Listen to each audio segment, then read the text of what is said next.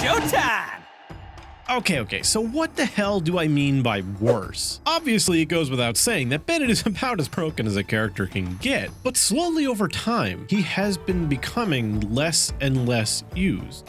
But why is that? Well, there are a lot of potential reasons. I mean, for one, if a supposed person really hates the meta, they're just sick of being told that they should follow it, being questioned about why they're using certain characters all the time. It's pretty common, unfortunately. Well, if this person wants to direct their hatred towards something that represents the meta, then who better to represent it than Bennett? Bennett represents the Genshin Impact meta about as well as an angry sack of cats fighting each other represents the American political landscape right now. But depressing real-world comparisons aside, Bennett is he makes just about every team better, or at least that was the case. Now don't get me wrong, Bennett is amazing. He can still be put into so many teams and he will improve it significantly. He may not always be the best, but he'll add a ton of damage as long as the character scales off of attack. And there's where things are slowly starting to change. Recently with the release of Elan, we got basically our first pure HP scaling character. Sure, her basic attacks and base charge attacks still scale off attack, but I think it'll be a long time before we ever see a character that doesn't do that, at least without some external modifier like a burst or a skill that changes that for a brief period of time. But outside of that one small little detail, Yelan is a pure HP scaling character. Bennett actually does nothing for her damage. All he can do is provide her some healing and apply some pyro for her to vape, which is pretty different compared to characters we had before, like again Noelle and Ito. They're good examples.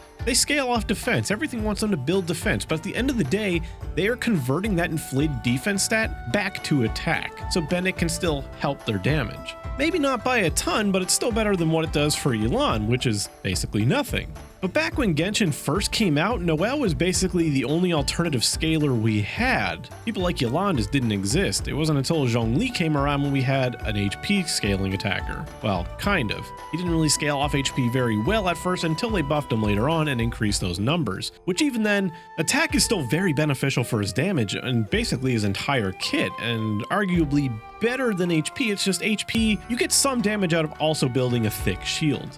And this dance between attack and HP, this is also something that Hu Tao shares. Obviously, she is a very unique character. She goes beyond just scaling with HP. If you for some reason didn't know by now, Hu Tao actually has the lowest base attack in the entire game by a large amount, but that's because she gets her base attack from her HP. I'm not going to explain Hu Tao's entire kit here because, well, that's just pointless and you can look it up yourself. But if you're familiar with Hu Tao's inner workings, her mechanics, you should probably know that in some rare scenarios, Bennett can actually be a small damage increase for Hu Tao over a low HP playstyle. It's such a small damage increase over playing without Bennett that it just doesn't really make any sense to take Bennett away from a team that would quite frankly value him a lot more. The fact that it can even compare to the benefits that Hu Tao gets for being at low HP just is a testament to how strong Bennett is in the meta and just how strong he is as a unit. As we keep getting more characters, we keep getting more alternative scaling, which is a wonderful thing to see.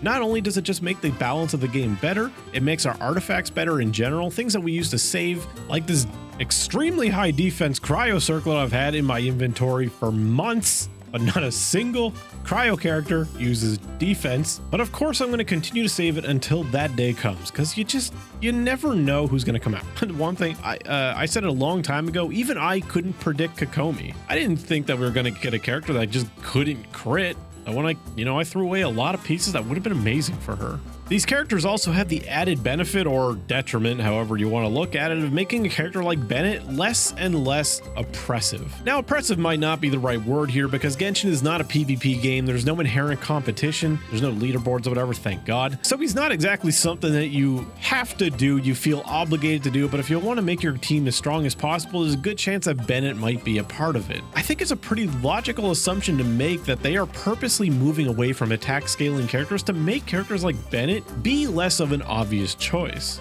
There's also other ways to do it beyond just releasing a character like Elan that doesn't benefit from attack in basically any part of her kit that actually matters. In fact, we have a ton of them. We have a whole element based around it pretty much, and that is the Animo element. Version 1.6 is where we saw the buff to transformative reactions. Swirl and Electrocharge were two huge recipients of buffs in that patch. They basically became viable overnight, and one of the main things about these reactions and teams based on them is they scale off of level and elemental mastery.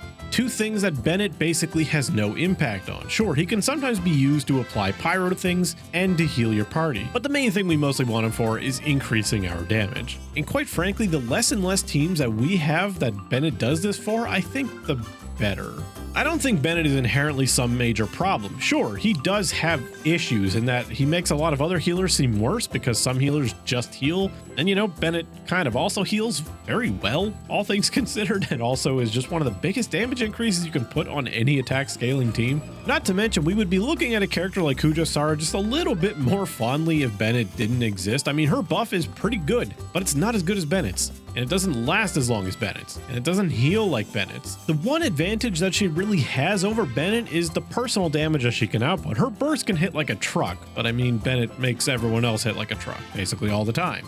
So it's kind of hard to compete with. However, despite the sad state of Kujasara right now, I mean, we're seeing less Bennett around, and that's a good thing. There's a lot of times where I build teams now where I think, do I need Bennett? Is there someone I'd rather have than him? And a lot of times the answer is yes. And even despite the fact that he doesn't benefit Elan, there are still a lot of times where they end up on the same team together in my case because, well, Elan is there at the end of the day to support somebody else, and so is Bennett. So they're working together to support my Yoimiya.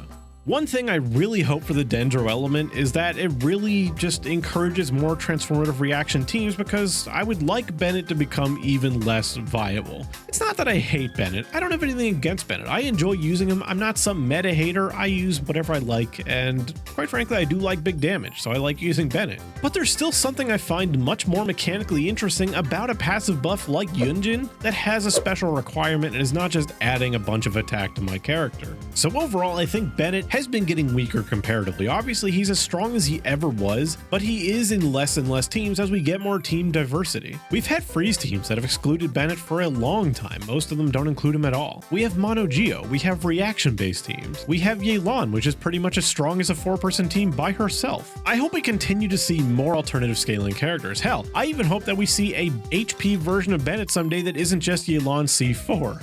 We have so few stats in this game, I think it would be a shame to not start utilizing the other ones a little bit more. And while I don't outright think that Bennett was some massive mistake necessarily, I think it would be a massive mistake if they just kept making attack scaling characters that just kept benefiting from Bennett as, well, most have. But what are your thoughts about this? Do you want Bennett to fall out of the meta completely, or are you just sick of seeing him in almost every team or being told to use him in every team you try to build? There's always the option of indirect nerfs. They've done this with Venti before. Venti used to be quite an oppressive force himself, but then they decided to make every enemy in Inazuma heavy as hell in the beginning until they eventually changed it and made Venti basically worthless for a while. I think the route that they've been on, you know, giving us HP scalers, defense scalers, is a much healthier route. It discourages the use of Bennett because obviously he doesn't help them. It makes artifacts and stats that used to be worthless now useful. And that is one of my favorite things to see. We have so few stats as is, and even fewer are actual viable stats to build. If you'd like to support me, Patreon and YouTube membership links are down below. Thank you for watching.